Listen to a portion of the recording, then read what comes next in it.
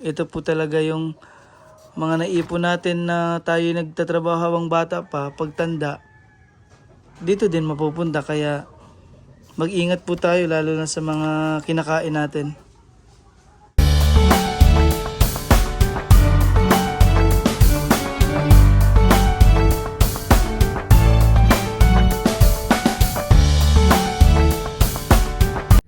Good morning po mga kababayan. Ngayon lang ulit ako ngayon lang ulit nakapag upload. Kasi may mga inaasikaso nga po ko.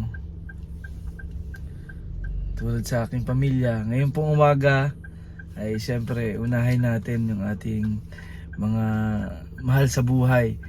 Pupunta kami ng hospital o kuha ng dugo dahil importante po kaming gagawin para po ito sa aking mother, dahil hindi naman nung una pa lang sinabi ko na siya ay laging may nararamdaman. Kaya ngayong umaga samahan niyo po kami. Kaya halos hindi na ako nakakapag-vlog din kasi marami pa talaga akong inaasikaso. Kaya sana po maintindihan ninyo yung mga pagkakataong ito, dahil tayo po ay siyempre yung mga mahal natin sa buhay yung uunahin muna natin. Kaya ngayon mga 6:30 AM punta kami kasi kailangan po yung pagkuha ng dugo kay mother ay fasting, dahil hindi nga po stable yung sugar niya. Parang 5 araw na siyang nahihilo. Ayun, pupunta kami doon sa yung medical center para kuhanan siya ng dugo. Sana maging maayos po ang lahat, dahil syempre magulang natin ay napakahalaga sa atin. Sana maging normal yung lahat. Ay, pagka mga ganitong pagkakataon kasi parang siyempre iba yung pakiramdam mo na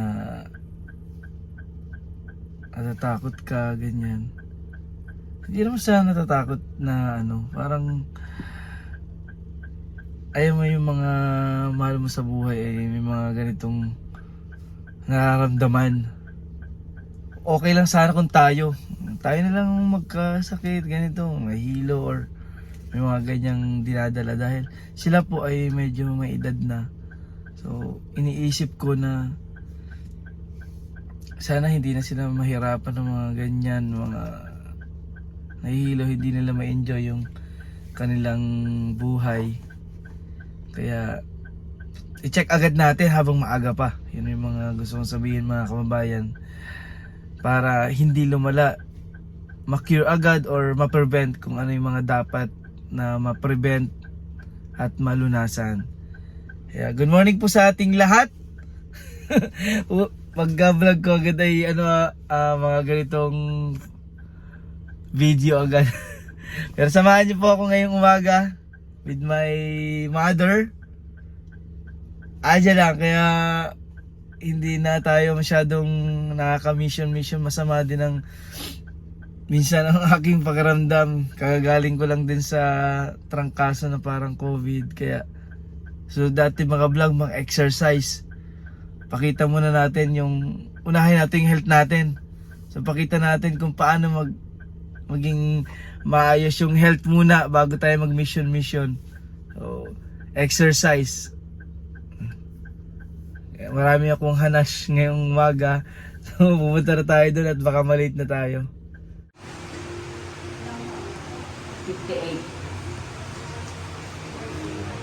November 19, 1964.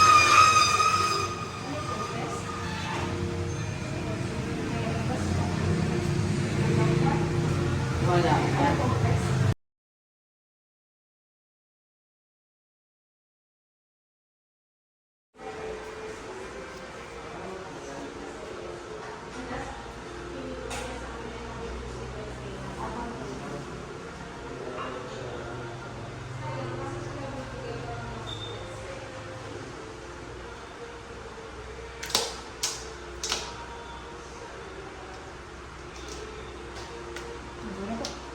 Thank you.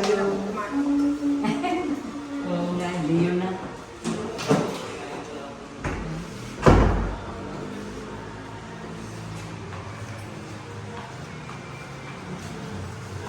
Balik na lang kami sa 10:30, 11. Thank you. Wala kami ito sa urine test. Thank you.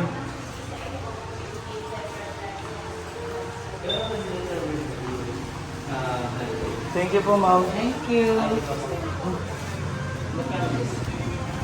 Naulan, no?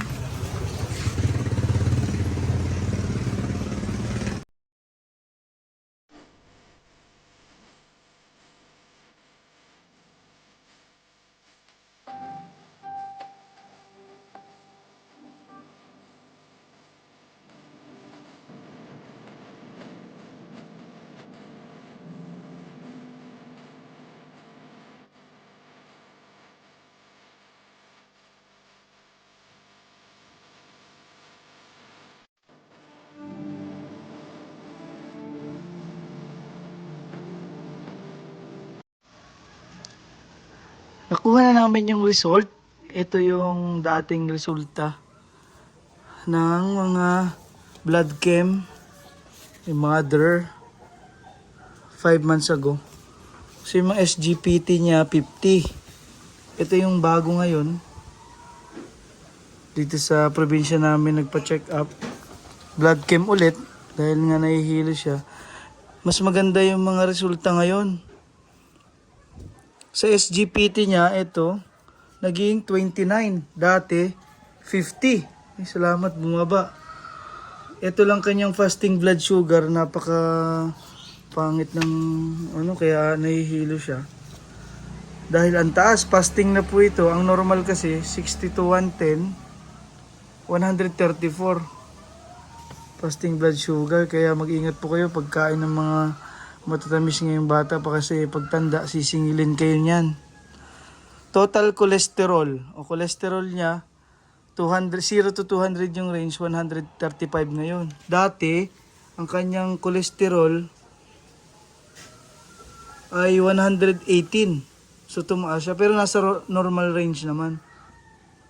Good cholesterol niya dati 42, ngayon ay 30.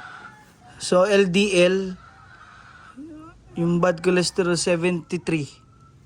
LDL niya ay 58. So, tumaas yung LDL niya. Ito yung pinakamahalaga po. Pagka sa glucose, yung chinecheck po yung sa sugar, bali monthly basis siya. HbA1c, glucose-related hemoglobin.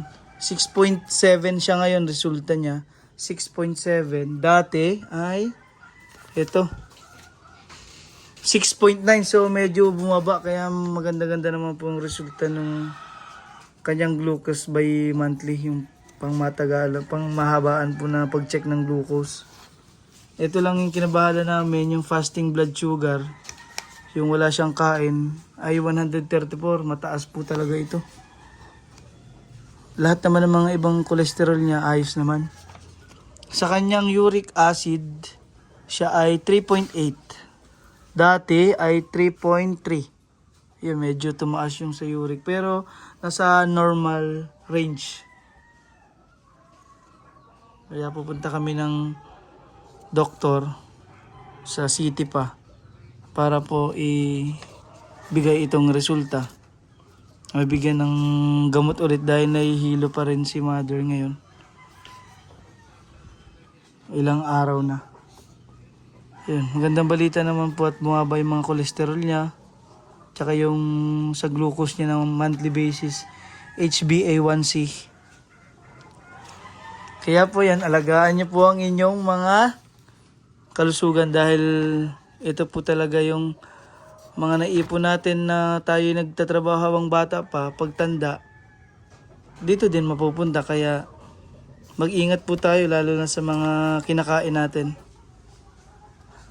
God bless po and sana maging maayos na po ang resulta sa sunod at maayos na rin po yung araw-araw na halos nahihilo siya. Hindi siya makalakad na maayos dahil nga nahihilo. Magpupunta muna kami sa city bukas para po may bigyan ng gamot. Ang taas talaga nung resulta ng fasting niyang sa sugar, 134. Ingatan po ang ating kalusugan.